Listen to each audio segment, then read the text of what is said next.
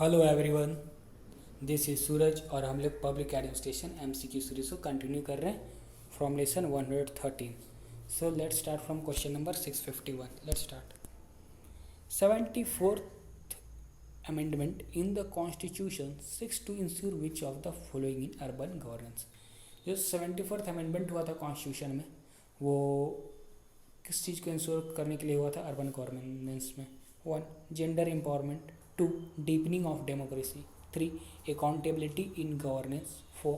right procedural mechanism to ensure administrative autonomy. Correct code को चुनना.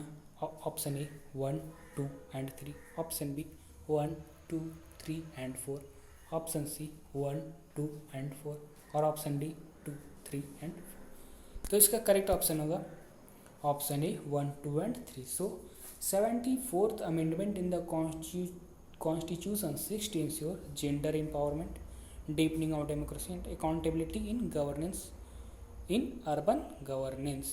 So इस question का करेक्ट ऑप्शन होगा option A. Next question is here. Which one of the following provides for the maintenance of panchayat account and their audit? Option A, Comptroller and Auditor General of India. B, State Finance Commission of the concerned state. C, District Collector of the concerned state. और D, State Legislature of the concerned state.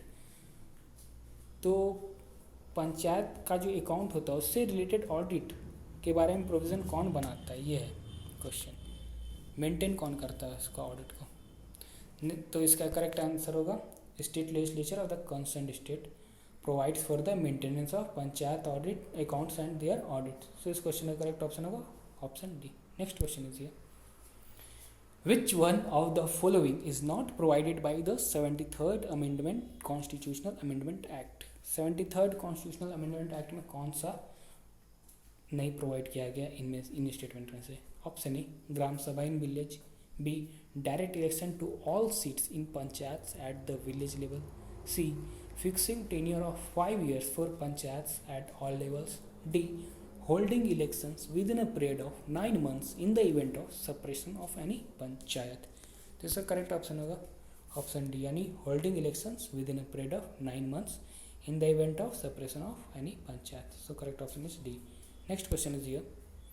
Which of the following is not an essential characteristic of local government? इनमें से कौन सा essential characteristic नहीं है local government का? Option A, its statutory status. B, its autonomous status free from any government control. C, local community participation in decision making in defined areas. और D, its power to raise revenue by taxation in its jurisdictional areas. तो इसका correct answer होगा option B, यानी its autonomous status free from any state government control. So this question's correct option is option B. Next question is here. The public corporation must not be thrown into the arms of a ministerial father unless a fond parliamentary mother is available to restrain excessive application of paternal discipline. This statement is made by, ये statement है option A Paul Appleby का. B, doctor Lanka Sundaram. C, Ernest Davies. और D, W Robson. तो ये जो statement है, ये statement था पॉल एप्पलबाई का. So correct answer of this question is Paul Appleby, यानी option A. Next question is here. Which of the following are functions of international monetary fund? इनमें से कौन सा फंक्शंस है इंटरनेशनल मॉनेटरी फंड यानी IMF का? 1, to foster global military cooperation. 2, to secure financial stability. 3, to facilitate international trade. 4, to reduce poverty around the world. Correct code को चुनना. Option A 1 and 4. B 2 and 3. Option C 1, 3 and 4 और option D 1, 2, 3 and 4. तो जो function है international monetary fund का वो है all of this, यानी ऑप्शन डी. तो क्या क्या देख लेते हैं. The functions of international monetary fund are to foster global military cooperation, to secure financial stability, to facilitate international trade and to reduce poverty around the world. So correct option is option D for this question. Next question is here. Which of the following is not associated with the World Trade Organization? WTO से कौन associated नहीं है? Option A, Uruguay round. B, Bretton Wood system. C Doha development agenda, D general agreement on tariff and trade. तो जो associated नहीं world trade organisation से वो है Bretton Wood system. Bretton Wood system is not associated with the world trade organisation. So इस question का correct option होगा option B. Next question is here, in general social administration includes, normally social administration में क्या क्या include किया जाता है? 1 social welfare policies, 2 social securities, 3 social service, 4 social welfare institutions. तो correct code question option A 1 2 3 4, option B 2 3 and 4, option C 1 2 and 3 और option D 1 3 and 4। तो इन general social administration includes all of this, यानी 1 2 3 and 4। तो क्या क्या है वो? सोशल वेलफेयर पॉलिसीज है, social security, social services and social welfare institutions. So इस क्वेश्चन का करेक्ट ऑप्शन होगा option A. Next question is here, which of the following are anti corruption measures in India? India में कौन कौन से इनमें से एंटी करप्शन मेजर्स हैं?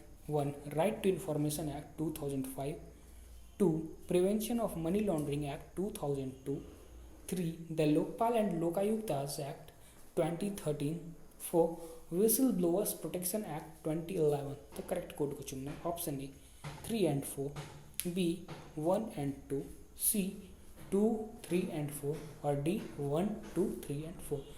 तो जो एंटी करप्शन मेजर्स है इंडिया में वो है ऑल ऑफ दिस, यानी right to information act 2005, prevention of money laundering act 2002, the Lokpal and Lokayuktas act 2013 and whistle blowers protection act 2011। ये चारों एंटी करप्शन मेजर्स है इंडिया में। सो इस क्वेश्चन का करेक्ट ऑप्शन होगा option D. Next question is here, which of the following is not a recommendation of second ARCs on e governance? इनमें से कौन सा सेकंड ARC का रिकमेंडेशन नहीं है ई गवर्नेंस के ऊपर? Option A building a congenial environment, option B identification of e governance projects and prioritisation, C business process re engineering और D permanent account number card. तो जो रिकमेंडेशन नहीं है सेकेंड ARC के ई गवर्नेंस के ऊपर वो है permanent account number card. Option D is correct for this question. So ये क्वेश्चन इस वीडियो का लास्ट क्वेश्चन था। आप लोगों ने अगर अभी तक पिछले वीडियोस नहीं देखे हैं तो जरूर देखिए और आने वाली वीडियोस को भी जरूर देखिए। थैंक्स।